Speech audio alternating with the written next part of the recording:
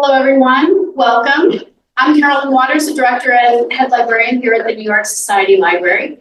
And as we begin, we acknowledge that the library stands on the traditional lands of the Lenape people and other indigenous peoples to whom we pay respect.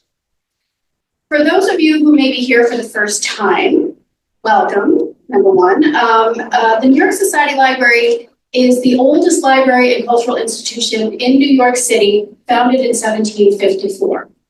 And we are an independent membership library, which basically means we are free from government meddling. So, but most importantly, we are open to all. So if you are interested in joining us, becoming a member, please let us know, pick up a brochure at the front desk or come see any one of our staff members.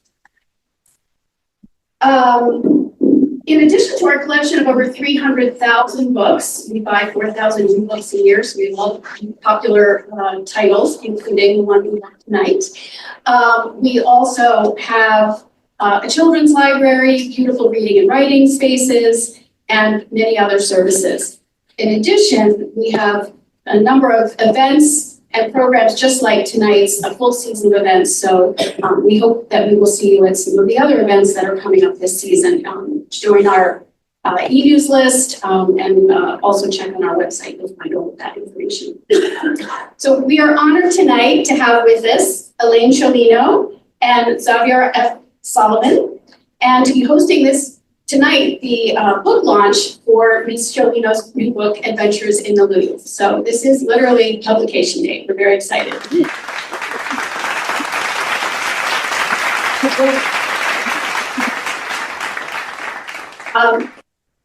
Xavier Salomon is the Deputy Director and Peter J. Sharp Chief Curator at the Frick Collection and the host of the popular Cocktails with a Curator web series that got us all through the pandemic. Sorry, no cocktail tonight. He authored several monographs as well as a published Cocktails with a Curator collection. He has a new volume coming out this fall about the historic interiors Frick Collection's beautiful space. So we're all very excited for the reopening of the Frick and for your new book. So it's a really wonderful time for art. We're glad to have him back in the members room after his a wonderful event with art historian Cynthia Saltzman, who I saw somewhere in the back in 2021. Elaine Sciolino is well known as the best-selling author of The Only Street in Paris, Life on the Rue de Bartier and the Seine, the River That Made Paris. She is a contributing writer and former Paris bureau chief for the New York Times, based in France. So we're particularly happy that she made the trip here to be with us tonight. Ms. Sciolino was decorated Chevalier of the Legion of Honor, the highest honor of the French state, in 2010 for her special contribution to the friendship between France and the United States. That friendship could be. Of the new book, Kirkus's star review effuses that Sciolino offers a spirited journey through France's most storied museum, an intimate visit with a generous, genial guide. The author Dory Greenspan calls Sciolino the Louvre whisperer. Two comments that amused me. From Gerard Araud, former French ambassador to the United States and president of the Société des Amis du Louvre, says, Elaine Sciolino writes with the curiosity of a journalist, the humanity of a storyteller, and the joyful disrespect of an American. And in the New York Times, National Book Award winner Edmund White calls Sciolino a graceful, companionable writer, someone who speaks about France in the most enjoyably American way. We have copies of Adventures in the Louvre for sale by our friends from the corner bookstore. Sasha's in the back of the room, and I'm sure our guests will be happy to sign it afterward. And one note before we begin, please silence your cell phones or anything that might make noise. We don't want to be part of the conversation.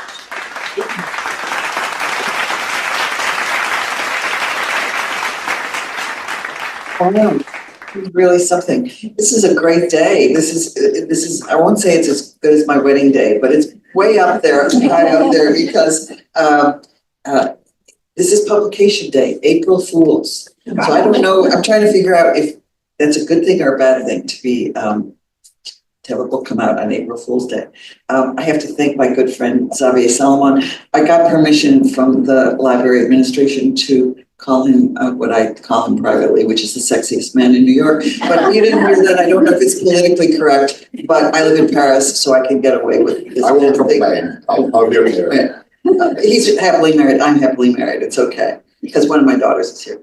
And he agreed to do this conversation with me today because he became a friend in the most charming way. I came to him when I wanted to learn more about the Frick, but also about an incredible exhibit he did on the queer Frick.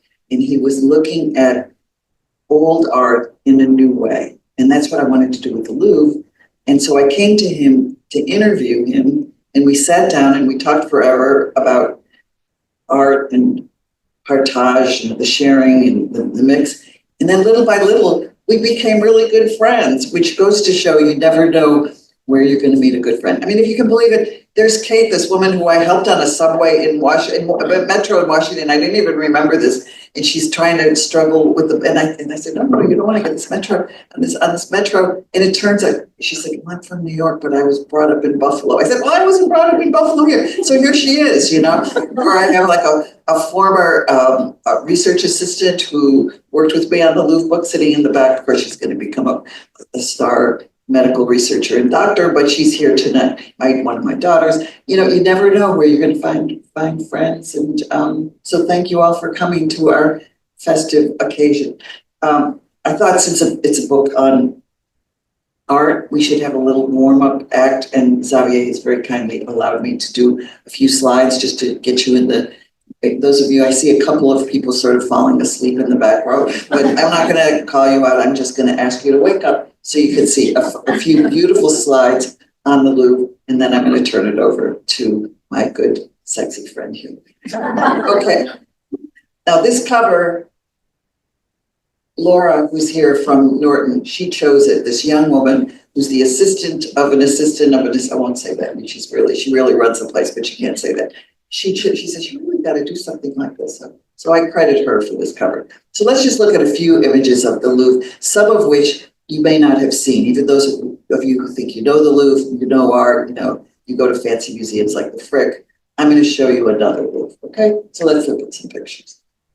Okay, the Louvre is a fortress. This is something you can go see and visit when you go to the Louvre. It's been redone, 12th century fortress. This is probably something you haven't seen. This is stuck way under the Cour Carrée. This is also part of the fortress. And when they redo the whole Louvre, this will probably have to be moved or destroyed. So you're seeing it here. This is what the Louvre looks like when it became a palace. You know, that's the problem with the Louvre. It starts out as a fortress, then becomes a palace, then becomes a museum, which is why it doesn't work and why it's impossible to get through. I liked it when it was like that. With the moat and the towers, imagine it'd be much cooler to visit. It would be, yeah. You can come in by boat from the side. Yeah, look, it's like it looks in our dreams. But maybe that'll be you know, the next book I want to do it with somebody, so maybe even I could do it together with you. Yeah. This is why people hate the Louvre. Okay? So is this. Now, I decided to turn this museum into an object of discovery by a journalist. I'm not an art historian. I'm not a tour guide. I'm a reporter. So I thought one day, how in the world do they clean the pyramid? Well, I went up with the guys who cleaned the pyramid. There he is, the window washer. Or you could go into the Louvre and discover all of the boxes and boxes of letters that have been written over the decades to the Mona Lisa. And some of them are written to her as if she's a real person. Now, I met Xavier, I got you on memory. This is really bad. Sebastian Allard. And I asked him one day, because he really hates the Mona Lisa. I said, are there paintings other than the Mona Lisa that you like more? And he said, yeah. And I said, can you name 5 of them? And I wrote a whole chapter just around the 5 he liked more. Here's one. Here's Bathsheba just getting King David's letter.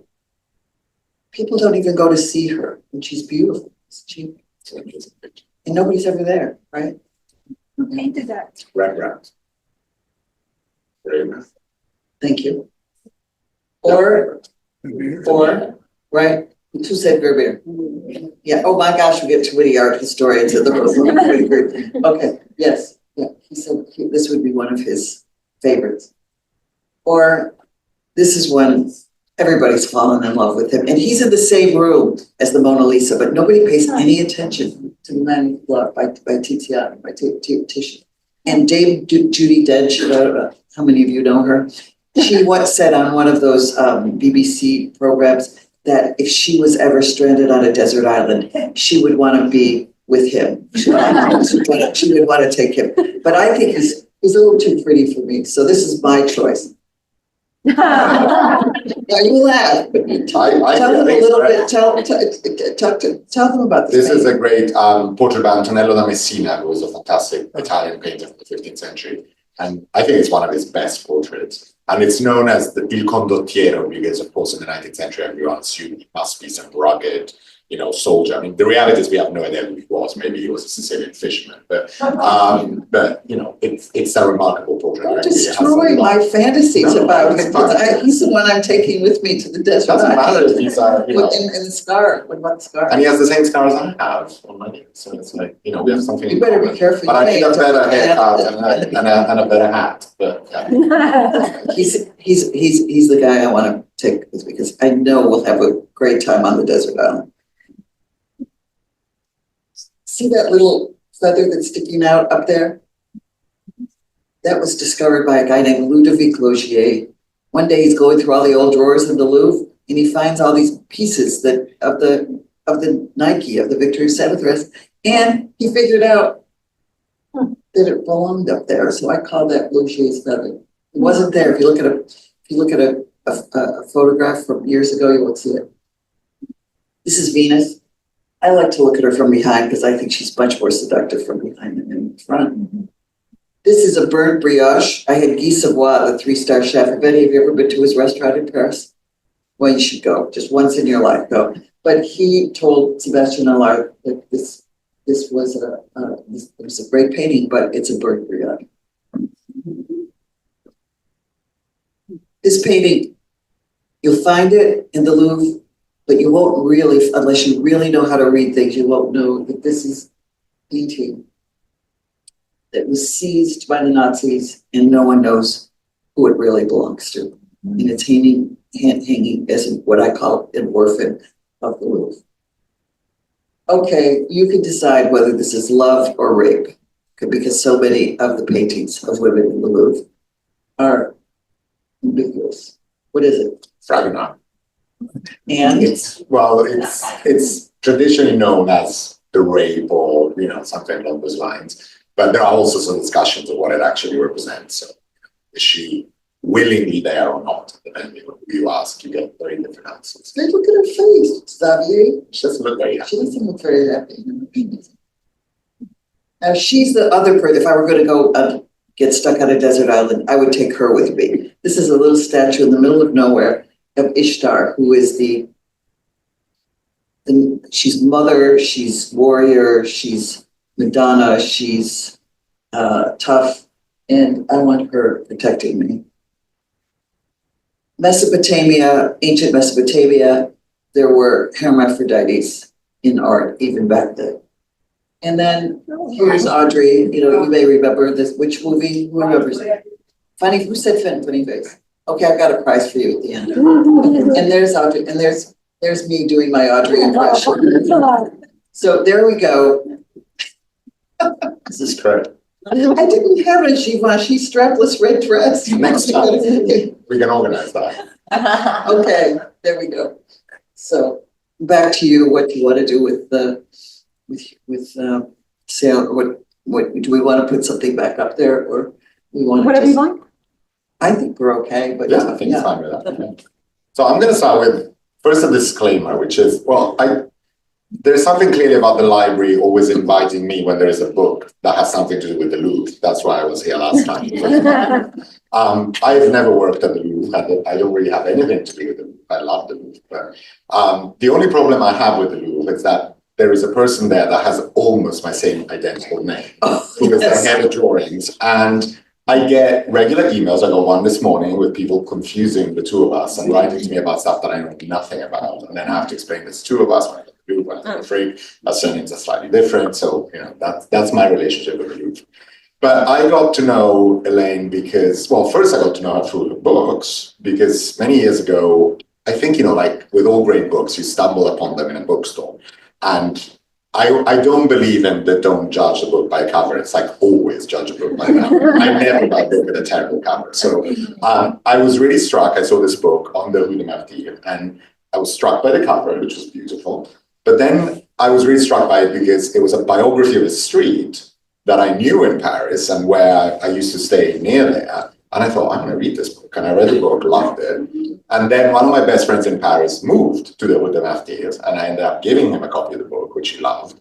And so it became this whole thing about the book. And years later, I'm at the Frick, and my then boss, Ian Wardropper, says, I met this journalist who lives in Paris and is writing a book about the Louvre. And my first reaction was like, oh God, do we need another book about the Louvre? What are you talking about? Thanks a lot. And then he says, she's called Elaine Sciolino. And I was like, oh my God, is this the person who wrote the book on the Rue de Martyrs? And he said, yes. And I said, well, I definitely want to speak to her and meet her.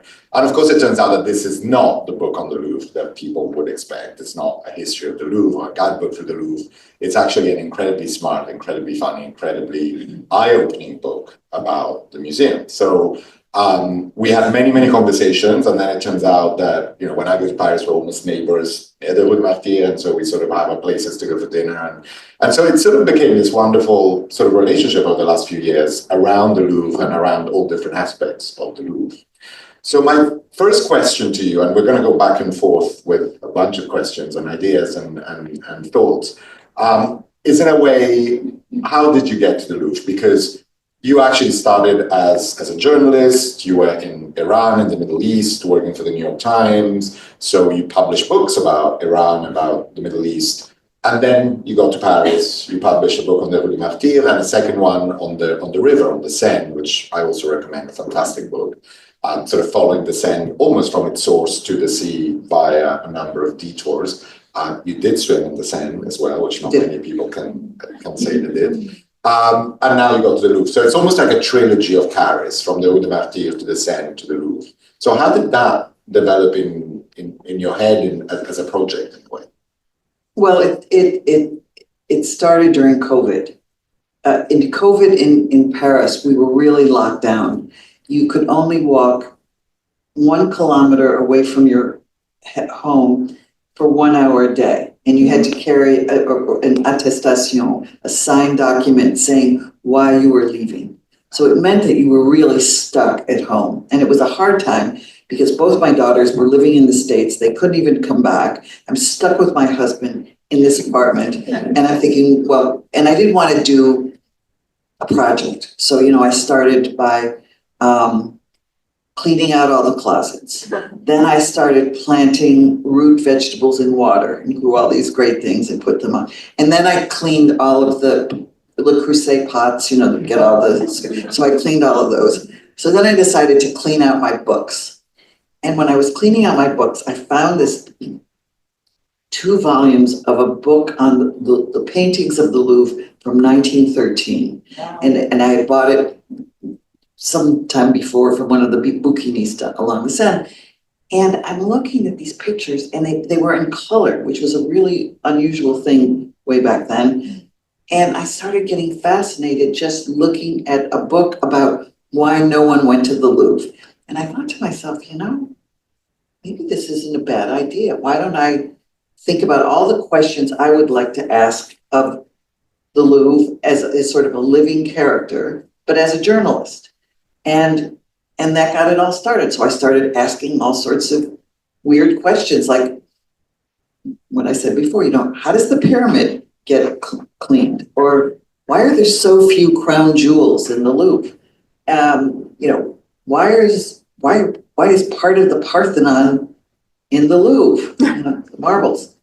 And so that is what it was. It was curiosity and imprisonment together. And of course, the Louvre loved that, right? I mean, they're asking those sort of questions. Yeah, the Louvre was so excited about this book that during one interview, I found out that a classified document had been sent out about my project saying, this book can be a risk.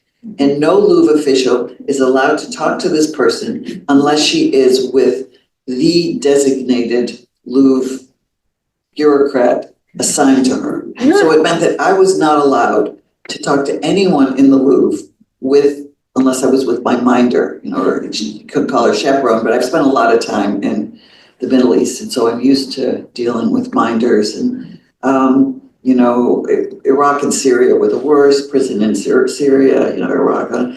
So I took it very seriously. So if I would be at a cafe and there'd be a Louvre official next to me and this person wanted to talk to me, I didn't think I should talk to this person because they threatened if I violated the rule that they would cut off all communication and cooperation. But you got through that. I almost dropped the project. There were moments where I just said, I just can't deal with this. Well, all museums, as you can imagine, love risk taking. So that's. Yeah, but if a journalist wanted to write about the Frick, what would you do? I would ask my press officer, who would be like, no way. Is that right? No, I'm joking. But no, I think, everyone in this day and age is always worried about what they want to talk about, journalists. They are, is this person trying to write something negative? I mean, the approved books, for example, about the Metropolitan Museum versus the non-approved ones and how all of that works out is always a big thing. We've never, at the Frick, I should say, had any bad experience that way, and we're fairly open. But it's a very different thing. I think the Louvre, as an encyclopedic museum and as a museum that has a collection that is infinitely larger than the Frick, and with a lot of other issues, as the orphan pictures, works of art that come from different cultures, should they be repatriated, should they not? All those questions, I understand that there are questions around that. Well, do you remember when you were in Paris and it was when you were in Greece, yeah, and you were looking and saying, why, tell the story about what happened. Elaine was sending me a number of drafts of various chapters, and one of the chapters is about this issue of restitution, and of course it focused mostly on the Parthenon marble, the Elgin marbles as they call them in England, where there is this general idea that they are all at the British Museum, while in fact there are a number of them that are in Athens. The vast majority made it to the British Museum, but then there are various other bits and pieces at the Vatican, at the Louvre, in a number of other museums. And some museums in recent years, including the Vatican, have decided to give them back to Athens, and they have gone back, while other museums, clearly the British Museum, have decided not to, for the time being at least. And this has become such a big issue in the antiquities world, Greek antiquities, in Greece, of course, as a key study. But then you realize that there are all sorts of other similar issues that no one is talking about. So when I was reading this chapter, I was in Greece, and I was living there for a couple of months on a fellowship, and I was in Olympia, and you see all the reliefs and sculptures from the Temple of Jupiter, and the best parts are casts because the originals are at the Louvre. So they have a majority of it, but there are some significant pieces that are by themselves at the Louvre. In the same way that in Thessaloniki, there are these great sculptures called Las Encantadas for a number of reasons, and they were embedded in a house that was then, taken apart, and these things were moved and made it to France as well. They're at the Louvre, and they have casts of them at the museum in Thessaloniki. So I'm not arguing here that everything needs to go back to the place of origin, and I'm not talking even about these specific cases, but I think it's a broader network of these issues, and everyone loves to focus on one in this case. But I think, if people agree that certain things should go back to the Parthenon, then why not go back to the temple of Basse or the temple in Olympia? And do we really think that everything needs to be in its place of origins? And this is a controversial and very complex issue, obviously. We could do that. I'm not sure we would have museums anymore. That's a different story. But how does that happen, and how do we... Well, and imagine what it's like. I've already written the book. When I get this email from him where he's saying all this stuff, saying, you've got to get the Encantadas in the book. And I'm saying, oh my God, the book's written, Xavier. I can't do it. He said, you've got to. So I shoehorned it because I'm an old-fashioned journalist. You can do anything with the Cuisinart before it's published, so I stuck it in and I found an engraving and it's in the book, thanks to you, because I saluted and took my orders from you and I had to go in. Thank you. I'm glad. I mean, I'm sure the Louvre loves me for like proposing even Well, more now issues. you're on record I'm as on being record responsible for the. for raising Yes, issues raising around the issues. Greek, Yes. sculpture. But you know, this is interesting because while you were talking, one of the things I did in my life is the New York Times used to have this great initiative where it took people to Iran before things got harder to do in Iran after the United States got out of the nuclear pact. So I would be the person who would take visitors to Iran as the kind of like comic relief, not the professional tour guides, but to give lectures about Iran. And every time we would go to Persepolis, the guide would say, all right, this is Persepolis, but if you really want to see what the colored murals were like, you've got to go to the Louvre. And they even sell postcards in the gift shop in Persepolis of what's in the Louvre. So you can see Iran without ever going to Iran and ancient Persepolis just by going into the Louvre. I think that's it's the great thing, for better or for worse, of these big encyclopedic museums, just across the street at the Met, without going too far, where you can walk through cultures and millennia in a seamless way and get to live through these different worlds and understand these different cultures, these different moments in history in a really exciting and really wonderful way. I love the fact that your book is called Adventures in the Louvre, and it's not, it's not travels through the Louvre, it's not like a walk through the Louvre, it's adventures, because in a way, everything you raise has a lot of questions with it, as a great journalist. It's not just facts, but it's also a lot of open questions. But, why is this thing here? How did this thing get there? Why is it shown the way it's shown?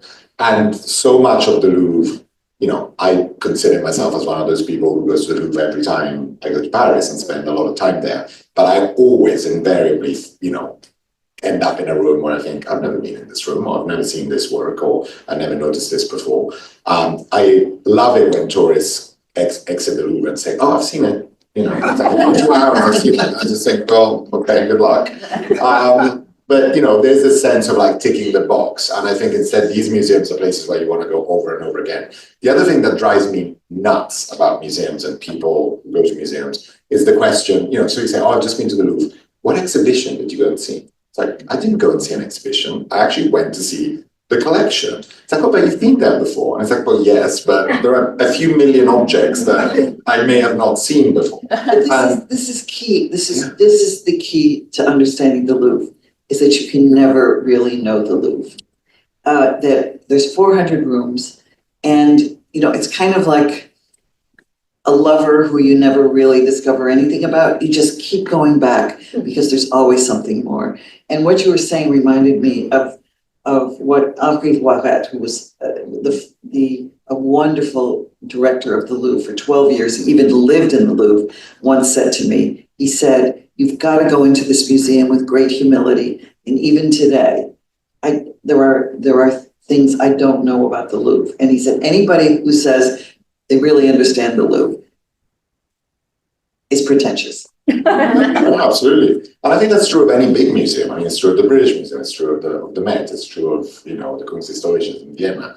I always feel very humbled when I go around the world, I go to an exhibition, I see a work of art, sometimes even a European painting, I hate to admit, in an exhibition that I feel like, oh, I've never seen this before, where is it? And then I read Metropolitan Museum of Art and I feel like, oh God, how did I not ever see this before? Yes. And sometimes things that were in the department where I used to work even, that, came out of storage and I had never seen before. So it's always a question of discovering and rediscovering and spending time there. I think a place like the Frick is very different because it's home size for people who are lucky enough to have a home that size, and it's somewhere where it's much more approachable.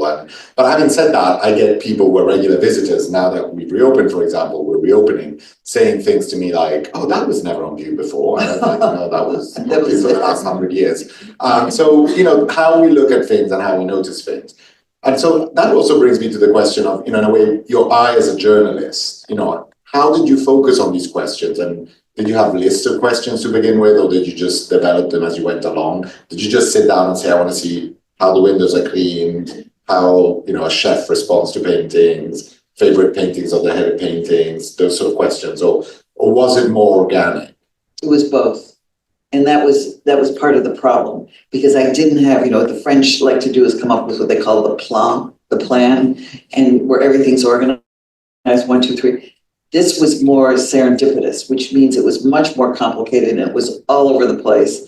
And it drove my friends, 2 of them who are here, Paul Gallo, who was my editor on my seduction book and the Iran book, and Barbara Ireland, who I call the Swiss Army knife of the New York Times, who could do anything. It drove them nuts because I would constantly be coming up with new subjects. And they would say, why don't you just try to limit it a little bit, try to organize it a little bit, Elaine? And that's not the way my mind goes. As a journalist, it's always cover the battlefield and then decide later what you're going to focus on. And that makes it a lot harder if you don't have an organized mind.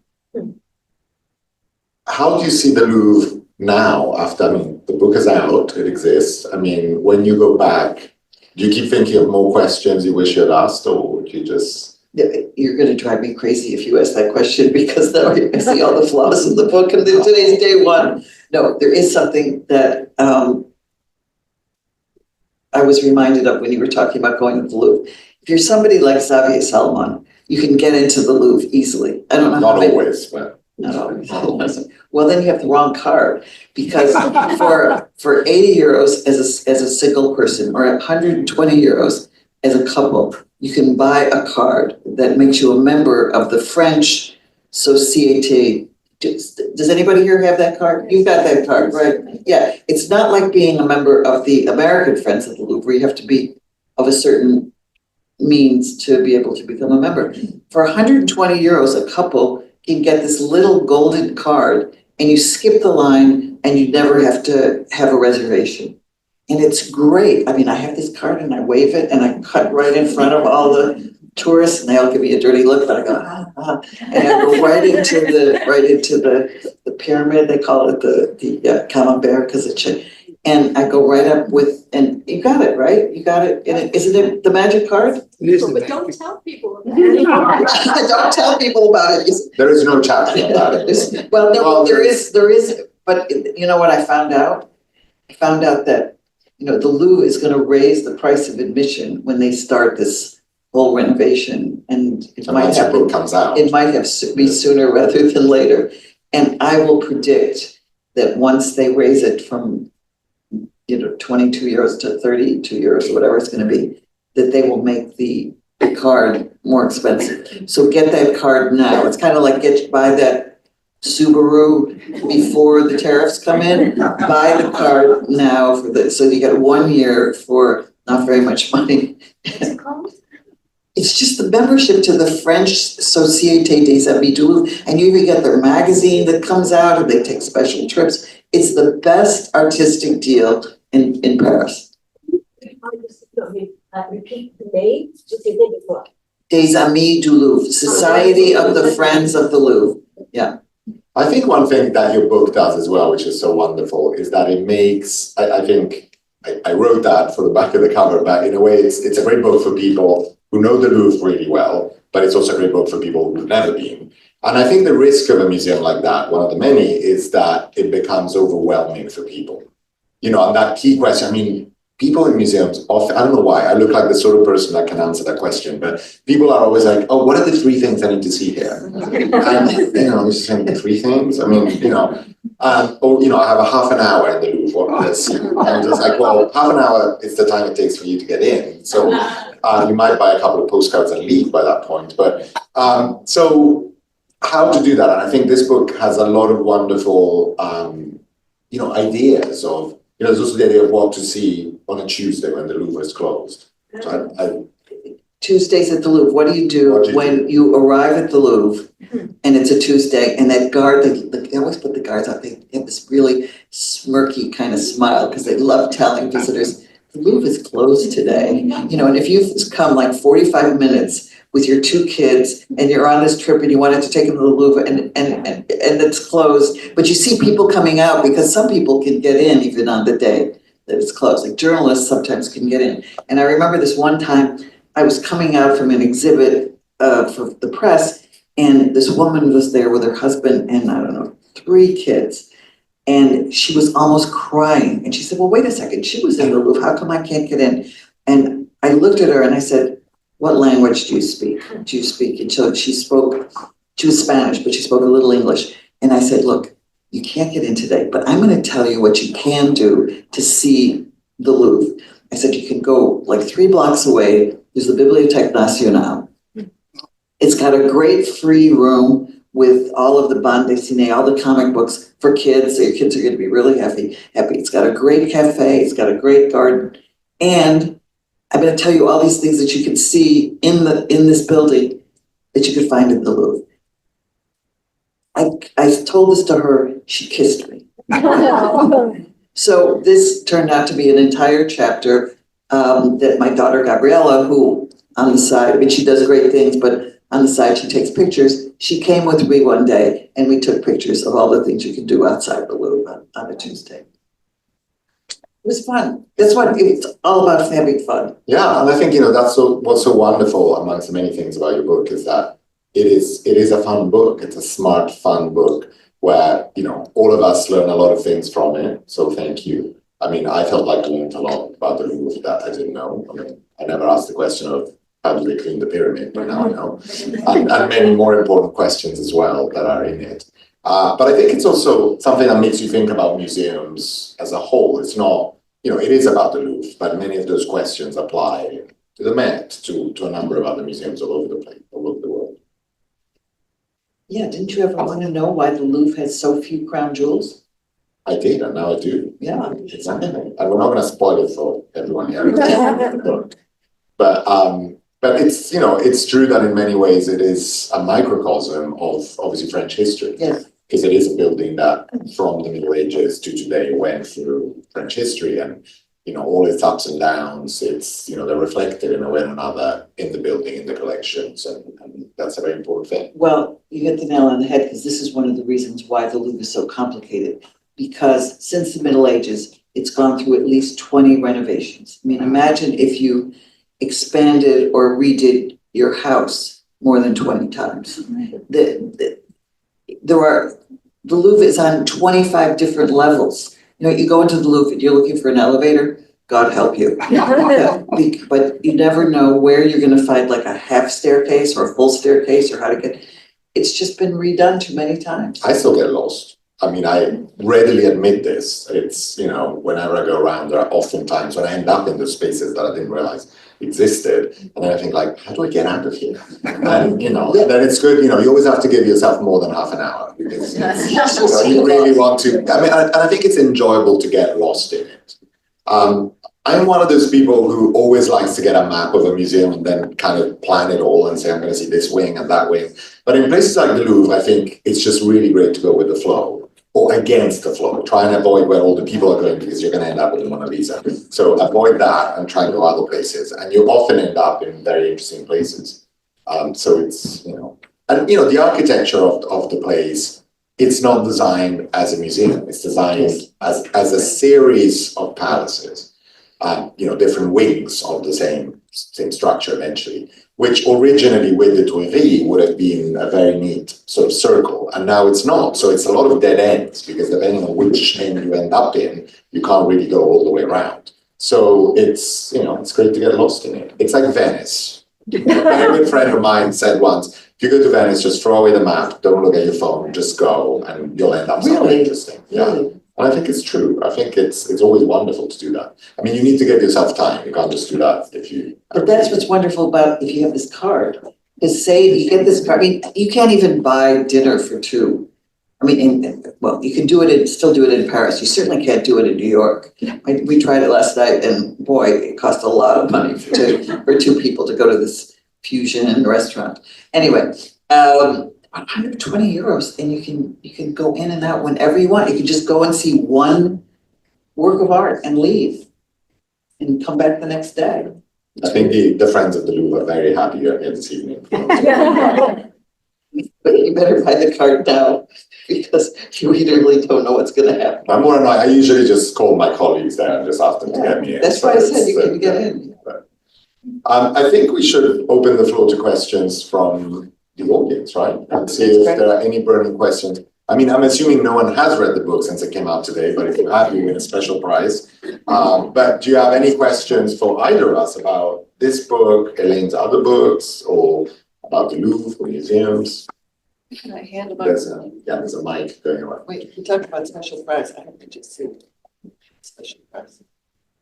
Usually what I do is I ask people if they, I have a quiz, but because I had to share the podium with my friend, I didn't do my normal quiz. But anybody who really is interested, this is a special prize for people who like the book. If you want to buy the book, you get a special prize, which is an illustrated map of just of fun in the Louvre.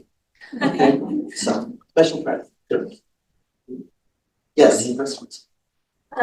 Do you remember the first time you ever went to the Louvre? I don't know if you were a girl or a young Yes. journalist, but I'd love to Yes, hear I found the journal from when I was a college student, and I went to the Louvre one summer, so I actually found the entry.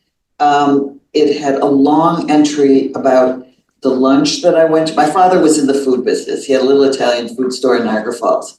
So he fixed it up and he bought Roquefort cheese. So the lady in the Roquefort cheese business invited me to lunch. So I had this long report about everything I ate at lunch, starting with, half melon with port wine and blah, blah, blah, and all the rest. And then afterwards I wrote, I went to the Louvre. That was it. It's in the book too. I have no written record about my first visit to the Louvre. So that underscores how I started with idiot questions as a journalist, learning about the Louvre. But did you find in life that sometimes you ask really stupid questions and it's really okay because it opens things up because the other person you're talking to thinks you're really stupid, so they tell you everything. I actually, for example, don't remember. I mean, I went as a kid with my parents. I don't really have any memories of the first time at the Louvre. I actually have very clear memories of my first time at the Musée d'Orsay. And the reason for that is that I was in my early years of university and it had just opened. So it was the hot new thing, the great museum that everyone was talking about. So for me, as a young adult at university, being somewhat independent, having, and it was also a combination of Musée d'Orsay plus Eurostar. So you could get to Paris from London for the day, which was unbelievable. And so, as a student, getting to Paris for the day, seeing this new museum, I remember that so vividly. But the Louvre, I don't. I mean, it was something that somehow has always been there in my memory as something that was so there and Parisian and obvious. I mean, for me, the great work was always the Victory of Samothrace, and that was the work that I loved as a kid. And, the Victory of Samothrace, the sort of winged The one with the winged victory. The headless winged victory, which is just one of the great sculptures in the world. I hope they never find the head because it's so much better than that. And I remember that I had a photo album that my grandmother put together when she was young that had an old black and white photo of the Victory. And I think I first saw it there rather than in real life. And I was obsessed with that photo as a kid. I thought it was just such a mesmerizing, incredible object. And the presence on that staircase is, apart from Audrey Hepburn and everything else, is just incredible. You arrive there, you go up the staircase, talking about positioning a work of art. And I think many years ago, 10, 15, 20 years ago, Victoria Newhouse wrote a book that was called The Art of Placement, which was about the placing of works of art. And the cover was the staircase with the Victory of Samothrace. So it's such a key work for any museum in the world. I didn't know this until I read your book, but why doesn't the Louvre have any art younger than like 1848, is it? Like all of their art is, their entire collection is older than? Well, it used to have the art that is now in the Orsay, that used to be sort of in the little annex. And the Louvre lost it when it all moved to the Orsay. So 1848 is the cutoff, which is good and bad. I mean, it's good that now you have to go to the Louvre, the Orsay, and now the Pompidou if you really want to see the whole sweep of history. But it's also destabilizing because people don't realize that the cutoff is 1848. And they're not going to see anything more modern. Well, then you go to Orsay. Yeah, but some people just go to the Orsay and never go to the Louvre. That's true. I mean, where do you cut off those things? And I think, people don't realize, but there was an agreement, I think it was done in the 60s, between the Met, MoMA, and the Whitney. And when I was at the Met, we always used to joke about this, because it's something that on paper made perfect sense. And the idea was that MoMA would collect contemporary art, Whitney would collect American contemporary art, so MoMA was more international, not American. And every time an object was 50 years old in both museums, it would be given to the Met. And it was never put in place, not surprisingly, because at this point, Starry Night, Demoiselle d'Avignon, all of the Jojo Keefes, everything would be at the Met. But there is a certain rationale behind it. Where do you put that cutoff line of who buys what? And I think now, the Met is much more involved in contemporary art, trying to tell the full story, getting in competition, frankly, with the Whitney and MoMA. And, I don't think MoMA or the Whitney are planning to start buying antiquities yet, but maybe they'll decide that with their new directors.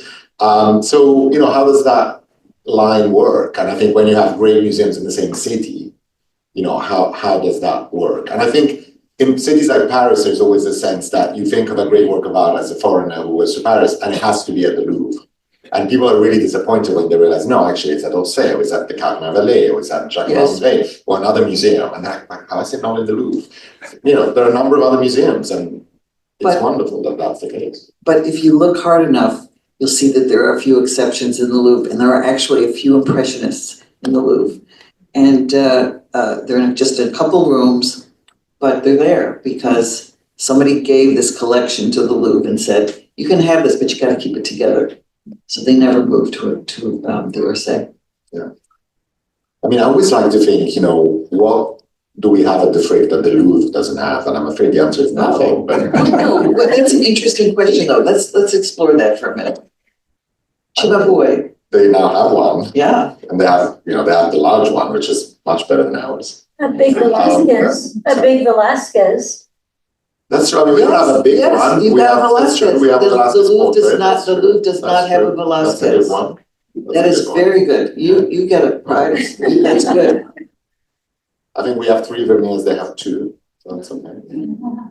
Isn't that amazing when you think about it? Yeah. I mean, it's funny how these things, travel and end up in places or don't, and how that works out in the end. It's fascinating. Yes. So I just read this book in a way, we were talking about artist placement, but you had to curate your book and the chapters and picking what elements to add and what pieces you wanted to focus on. I guess walking through the museum yourself many times, is there an element that you feel are elements that were beautifully curated that have stuck with you? Paintings, a room that you really liked that you thought good placement? Well, because of all of my work in Iran, I love to take people to the ancient Persia collection, which is it just resonates. I feel it, and I see it. And that's what you've got to do. You've got to make contact with one work of art or one collection. And for me, standing in front of those extraordinary friezes in beautiful colors and thinking about Iran, which was a place that I really loved, that's something that I feel like I can share with other people. Yeah. What about you? If you had to think of one place you really love in the Louvre that you'd like to share with somebody, or a painting or a work of art. That's a really good question. For a long time, I think I would have brought people up. I mean, some of the least visited galleries are actually the one of French painting, yes, which I always find incredible. So if you go and look at Toussaint or Claude Lorrain or Chardin, there's like no one there. And actually, I was really angry with my colleagues at the Louvre because during the pandemic, once the museum reopened, it reopened in certain parts. And that was the part that was closed for the longest period of time. And I kept saying, as French curators, how can you let that happen? I mean, there are all these incredible Chopin still lifes and, no one can see them. So that is somewhere, I don't really like the space where those paintings are per se, but I think the paintings are really, really wonderful. And then again, antiquities. I mean, I just love the antiquities gallery. So, Egypt, Mesopotamia. I have a colleague at the Frick, Marie-Laure Bukupongo, who's our curator of decorative arts, who is obsessed with the early Mesopotamian pieces at the Louvre. And she has this thing that every time she goes to Paris, she goes to say hi to the statue of Gudea, which is a specific statue. Absolutely. Yeah, she loves it. And the other day she was in Paris and she's sending me a photo like, I'm here to say hi to Gudea. And I just love that idea. I mean, someone recently, an artist, Darren Waterston, was talking about the same at the Frick, that he, for a long time, lived on the West Coast, and every time he came to New York, he had to come to the Frick to say hello to the Bellini St. Francis. And I love this idea of having works of art that you go and say hello to. And it's just, it's so wonderful. Well, there's something comforting about it. It's like a friend. Exactly, yeah. You said they were gonna redo, quote unquote, the Louvre. What are they gonna I do? beg your pardon, I'm You sorry. said they were gonna redo. Oh, well, there's a plan that Laurence Descartes for some time has wanted to, she's the director of the Louvre, and she's wanted for some time to get the Louvre in better shape because the Louvre is in dreadful shape. There's leaks everywhere, the roof is falling apart. There was one exhibit they had to cancel because they couldn't find the source of a leak in the wall. The pyramid now, because of global warming, it's like a hothouse, she says the greenhouse effect. So there's that aspect. Plus she hates the fact that the Mona Lisa is in the room where she is because it's too crowded. And you don't appreciate all of the beautiful Venetian paintings that surround her. So she wrote a document to the Minister of Culture that somehow leaked to the press. And when that story broke, the president of France picked it up and said, oh, I'm going to launch a new renaissance of the Louvre. And so that's when you may have read about it in the media, but it was a big deal. And he's announced a huge plan that will only be put into effect in 2031 to rebuild a whole area of the Louvre so that the Mona Lisa will have her own entrance and her own space.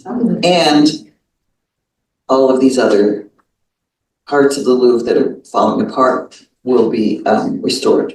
But I think also, when IMK did the pyramid, it was a very different view of how a museum works and how the Louvre works. And there was this desire to centralize entrance ticketing, all that, which in itself becomes a total nightmare because everyone is trying to get in from the same place and come out of the same place. In fact, the reality is that there are a number of other entrances and exits which no one realizes are there. How do you get in from the car park, from the carousel gardens, from the Porte de Lyon, from there are a number of different places where you can do it when you know it. But that centralized system doesn't really work. And there are entire areas, what we think is the back of the Louvre beyond the Cour Carrée was actually the front of the Louvre. I mean, that was the facade that was created, originally by Bernini and other subsequent architects as the main sort of city-facing facade of the building. And that is now, there is no access from there. So I think what Laurence Descartes is thinking very cleverly is how do you change that and how do you have more, she's not going to get rid of the pyramid, obviously, but how do you have other points of access and create other ways of going through the Louvre? And circulation for every museum is always something that you think about. I mean, we are now having all sorts of questions at the Frick of, opening a second floor. It's like, how do people go around and out and which way do they go first? And, and I always wondered that, when in the 1930s there was, the first work on the Frick, turning it from a mansion to a museum, the way people were supposed to go around is exactly the opposite of what people actually did and do today. So how that becomes a natural flow is something that is, Yes. regulated. Well, if I could add something to what you just said, the pyramid was with the entrance, that you have to go into this camembert and then go up the different escalators to the different wings, was built to accommodate 4 million people a year. And in 2018, after the Beyonce 6-minute video that suddenly turns the Louvre into a popular culture kind of phenomenon, there were 10 million people that went to the Louvre per year, and it's just too crowded. But I think also, what keeps changing, and that's what's so fascinating about museums, is that more and more museums, for example, are not having ticket offices because you buy your tickets online, you download your ticket on your phone, and you don't actually have to queue to get an actual ticket. And that was one of the things you remember. There was a ticket office at the Louvre. Now there are all these weird machines that are incredibly confusing to use. But it's a different way that people approach those sort of issues. Shops, restaurants, all sorts of things like that. And having just come out of a tiny expansion compared to anything they're buying at the Louvre and being absolutely exhausted, I can't imagine what that would look like. But it's true of these big museums. It's true again of the Met, that, as you all know, they're redoing, series of galleries, sections. You can't just say we're redoing the entire museum.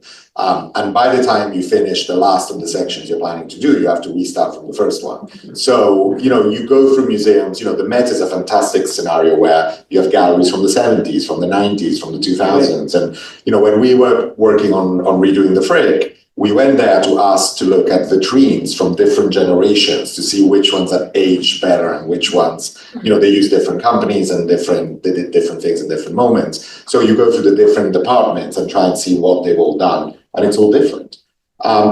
Paradoxically, however, I think the Louvre has managed to maintain a sort of kind of thread throughout the galleries where you always feel like you're in the same place, which I don't think is true of the Met. I mean, in the Met, you can often be in different areas where you're like, is this the same museum? Really? It really jumps. Yeah, to me, it jumps much more than the Louvre, where there is more of a seamless flow. There are some exceptions, but I think generally speaking. Seamless flow is never something I would use to describe the Louvre. Really? No, I think, you just I have to go through the Louvre with you one day. Okay. So. We still haven't done that. We haven't. We keep talking about doing that. Yeah. No, I think it's the grandeur of the architecture and how, I love the way that you have antiquities, but then you go through another room, which is architecturally similar, but has very different things. You have a Twombly ceiling, a Braque ceiling with antiquities, with other things. I mean, that sense of grandeur, staircases, all of that. The Met is different because you actually have different buildings in very different styles architecturally from the 19th century to the 1970s to today, and I think that will change now with the modern and contemporary wing as well. I'm very curious about the Rockefeller wing and how that's reopening soon with the sort of Oceania and and African art. So we'll see, but That could have been a chapter in my book, A Day in the Louvre with Xavier Salomon, seeing into your eyes. that's the next. I don't need more work on it, just enjoy this moment. Yes. Hi, what does it say about France that the Louvre is regarded as this outstanding national institution? And as has been mentioned, hardly anything there is French. It's not Notre Dame. There are a lot of French things. You mean because so much comes from discoveries or looting or buying? The great majority of the collection is not French, not from France, and it's hard in any other country would accepting what's happening right now, would the president of the country get involved in what could just be a technical renovation issue? But he jumped in. It's considered this national treasure. Well, it is a national treasure because of its history, and that's what is so extraordinary. And I think you alluded to it earlier, that it's really the history of France. Through the going into the Louvre and looking at its architecture and its structures, you can see the history of France from the Middle Ages through today, really. And I think it's unique in the sense that, it's a royal residence that is eventually turned into a museum. Many of the public collections in Europe were ex-royal collections of one kind or another, but they're not necessarily in those sites. The exception being, in the UK, there is still a royal collection, and then there's a National Gallery, which is a very different thing, or the British Museum, very different things.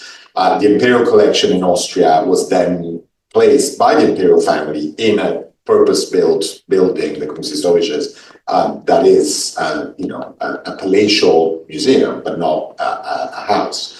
So I think that difference is pretty important.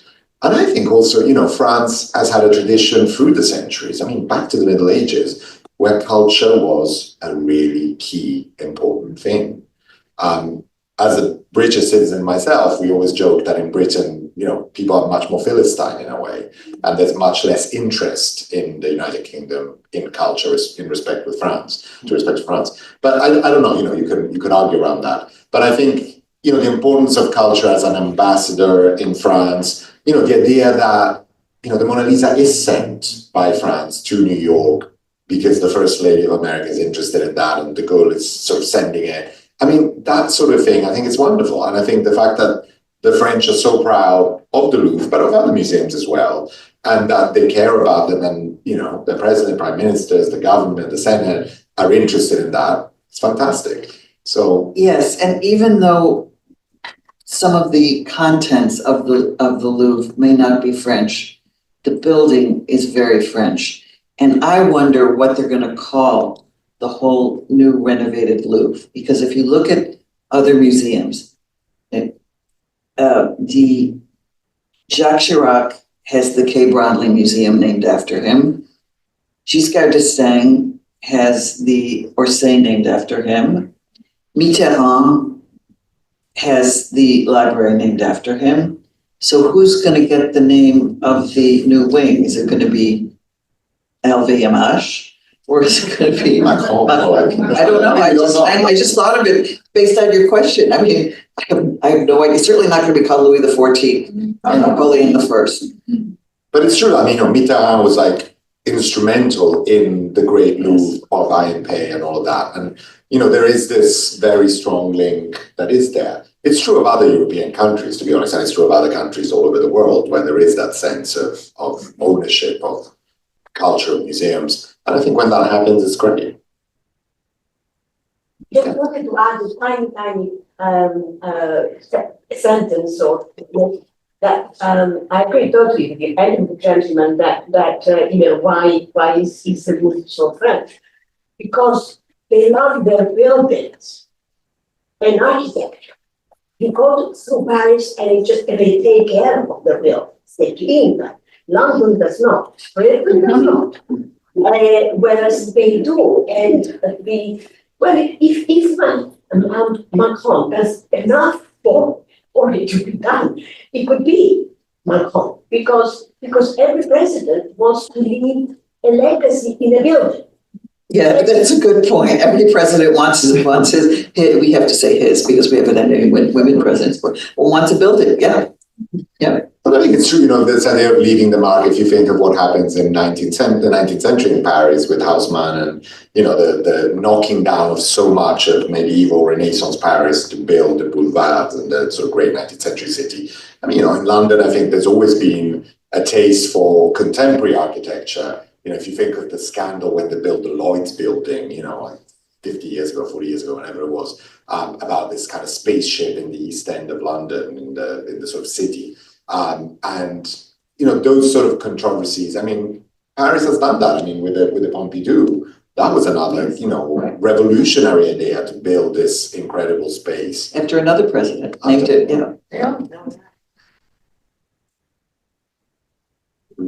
There's a question there. Just curious if you visited the Louvre in Abu Dhabi. Yeah. I have, yes. Well, the question is, did I go to Abu Dhabi and go to the Louvre of Abu Dhabi? There are two annexes of the Louvre. One is in Lens, a northern French city, and I call that, and I have a chapter on that, this museum with a conscience. It's literally the same distance. It takes the same time to go to Lens in the north as it takes to go to Versailles, just an hour and 10 minutes. So I recommend anybody who wants a day trip out of Paris to go to Lens. But Louvre, yes, I decided because I'm a reporter, you have to show up, so I had to go. I think it's an extraordinary collection, and it's a very beautiful building.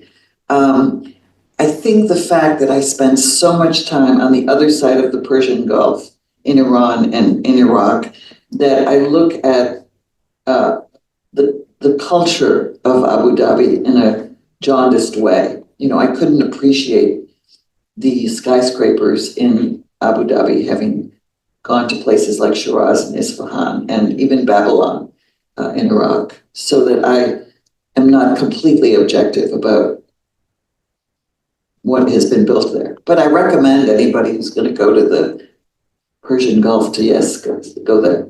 I mean, I actually brought my department, your total department at the Frick. We went on a trip to Abu Dhabi to see the Louvre, and we were there for a few days.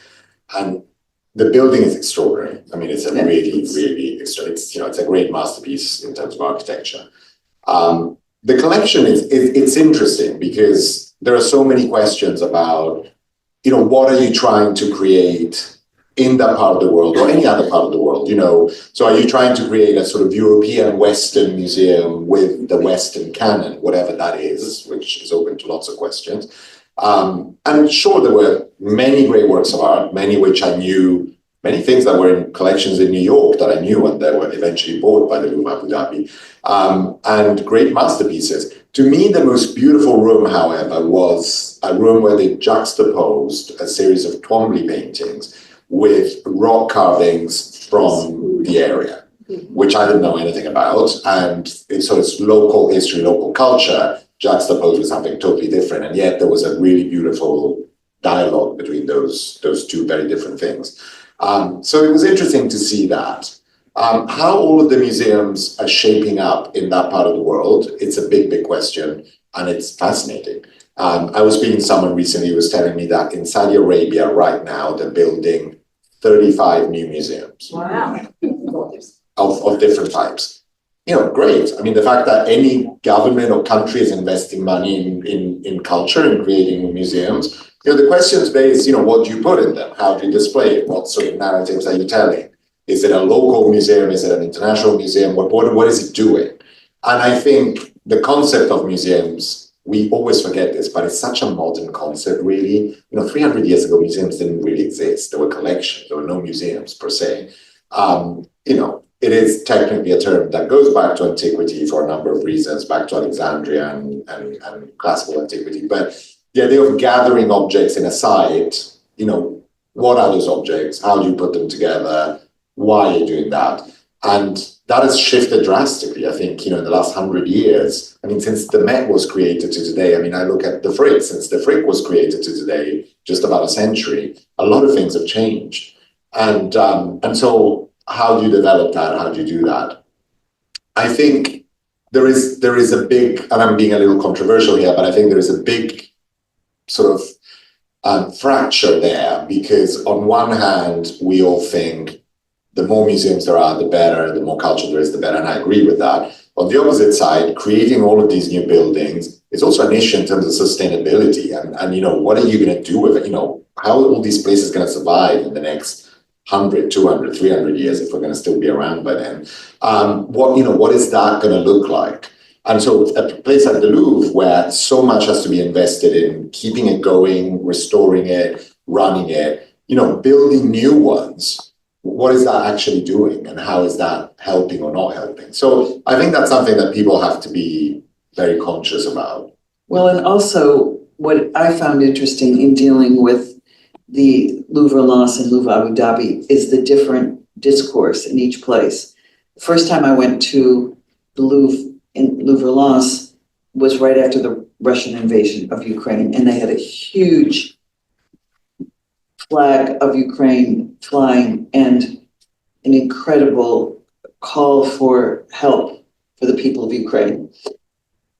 The UAE was a country that abstained in the Security Council against the Russian invasion. So it took a neutral position. And so you can see politically just how different museums respond to the world. And I would say that shows that you could do, exhibits you could do at the Frick, you couldn't necessarily do in the Louvre Abu Dhabi. And, and you couldn't do them in other countries and vice versa. Yes. I think it's, and I think there's also this question of how museums are linked to what is happening around them in terms of society, in terms of politics, in terms of history, in terms of all sorts of things. And we like to think that they are separate containers, and I think in many ways they should be separate containers, but they're porous and it's impossible. I mean, museums are inhabited by a public that lives in that city, lives in the world. They have people that work there that live in that city, live in the world, and all those people have ideas, have feelings, have views, have points of view about what is well done in the museum, what isn't well done. And to me, one of the great pleasures of working in a museum is the interaction with the public, because the public always has very different points of view, very different ideas. Can you make everyone happy? I mean, if you work at the Louvre and you have 10 million people coming, the answer is no. I mean, invariably, there will be people with very different ideas of what the Louvre is or should be or would have to be. But listening to that becomes very important, and I think it's fascinating. And I think one of the big challenges also for all of us in the future, which is something that we've been thinking about at the Frick for a long time, is the quality of visits and not just the visits. And I think, there is this idea that the success of a museum is how many visitors you get. You get 4 million people, great. You get 10, even better. But what are those 10 million people doing? And I frankly, I'd rather have 200,000 visitors that actually have a meaningful experience and learn something and think about things in a different ways and are provoked in an interesting way, where they come out of that experience enriched and, I would like to think, a better person, rather than someone who just walks through an entire museum, takes the box, says, I've been there, don't remember anything, never, didn't take anything out of it. How is that successful? How is that great? So, they're big questions. Well, I have a question for you then about quality of visit. The Prado does not allow you to take a cell phone and take pictures with a cell phone. You cannot go in front of Las Meninas and take a photo. The Frick doesn't either. You cannot? No. So should the Louvre stop people from taking selfies in front of the Mona Lisa? No, I really, I wonder. No, I think it's a very good question. Or cell phone free days? I don't know. The reason we do it at the Frick is a very different reason, and it's because we actually, when I first arrived at the Frick, there was the question of, should we allow photography? And I said, absolutely, everyone's taking photos, we should. And within a few weeks of it happening, security was begging us to stop this because we have no barriers, there are a lot of very fragile objects, and people lose all awareness of where they are when they're taking selfies and taking photos. And people kept tripping on pieces of furniture, curtains, and basically security said, this is an accident waiting to happen. If someone falls into a table with porcelain on it or something, we can't undo that. Which is the same reason why we don't allow strollers and things like that in the Frick. Now, the Louvre is very different, and I think the Prado is very different. Why the Prado doesn't allow that always really escaped me, because, for people to take photos, it's also useful. And I myself take a lot of photos in museums because they become a sort of, like note-taking. And you go back and you think, oh yeah, I took, I remember seeing that and connecting it to that other thing. So it is useful. The selfie thing, how do you tell people you can take photos but not selfies? That becomes, impossible to do. But I've noticed that the way people look at things has changed drastically since explain photos. that. So you would go to the Uffizi and people were around Botticelli's, Spring or Birth of Venus. Now it's actually a line for taking a selfie in front of those pictures. So you actually, if you stand in front of a picture trying to look at it, someone says, can you please move? I'm trying to take a selfie. So it's impossible to look at them. And that, I hope in the future that will change. I don't know what will happen after cell phones or how that will develop. Cell phones 10 years ago, 20 years ago used to be very different things. It's changing. But I think phones are also allowing you to do all sorts of wonderful things where you can now download information, where you don't have to get an acoustic guide or read a label. And we, for example, at the Frick are trying to put more and more on your cell phone, everybody's cell phone. You download something, you have it. You can read it back at home, you can read it when you're in the museum, but you have your own device, which means you don't have to have any technology in the galleries, which I personally hate. I think the least technology you have in the galleries, the better. But also you don't have labels, because then, you don't have to have everyone queuing in front of a painting to read a text that, a stupid curator like me wrote. You can actually read something else on your own phone, and you can have a lot more material that you can choose to read or not to read, or access or not to access. So, these are the sort of issues with technology. There are very good sides to them and very bad sides to them. I disagree with you. I hate You hate looking on my phone. I mean, maybe it's because of, bad eyesight, I hate having to look on my phone and the new Louvre laws, they've just redone the Louvre laws. And there's very little labeling. And I want to look at the label and read it and what I'm seeing. But when there's you in the Louvre lens with a couple of other people, I think it makes sense. But when you have a lot of people and everyone's just crowding around that label and queuing to read a label and then stepping back to see a painting, I think that becomes easier if you have a different way. And it's, again, as I said before, no one is ever happy with those sort of things. I remember when I used to work in London, someone at one point attacked me because he said, I hate your labels, but your audio guide is fantastic. And then 2 minutes later, someone arrives and says, I hate your audio guide, your labels are great. And I thought, we should speak to each other. But so when you have 10 million visitors, how do you make them happy? I think, it becomes a question of, the dreaded word education, whatever that means at a number of different levels. But, how do you, as a museum, maybe reach out to people and explain that coming to the Louvre and taking a selfie in front of the Mona Lisa may not be the most meaningful thing you will do that day. And I think we have a responsibility to teach our audiences those sort of things. Instead, often these things, and I'm not criticizing the Louvre here for it, but they're almost encouraged or an eyes closed. And just sort of stopping someone and saying, why are you doing that? What is that actually doing? And I think that human sense of, I was here, I'm taking the selfie to prove that I spent a fraction of a second with this incredibly famous painting that I probably didn't even look at. Because, if you ask many people about what did you actually, it's actually an impossible picture to see. Double glazed, filthy, you can't try to look at it like, what am I looking at? So it becomes more of an icon that it's sort of people like touching the relics of a saint, or, it's that sort of human sort of desire, which is fascinating, I think. What do you think it's going to be like without the Mona Lisa in that room? Great. You're It's gonna be an great. expert on these It's periods. going to be fantastic. Well, let's talk about the room a little bit and how much time do we have? Do we have a few minutes? Or Wrap it up? After this. Okay, well, let's end on this note then. What will the Louvre be like, the Salle des Etats, without Mona Lisa? Well, right now, it depends what they decide to do with that room, but right now it has one of the great collections of Venetian paintings outside of Venice. It has, the greatest Veronese painting probably in the world, which also should probably be in Venice rather than in Paris, but that's a different story. But it has great Titians, great Lotto, great paintings by all the Venetian artists. The concert, the great concert, which went between Giorgione and Titian for a very long time, but now hopefully firmly Titian. Those are great masterpieces of Venetian art, which no one looks at. And even if you try to look at it, you're no one looks at these paintings. There is this snaking thing that you're trying to avoid, and it's impossible to step back.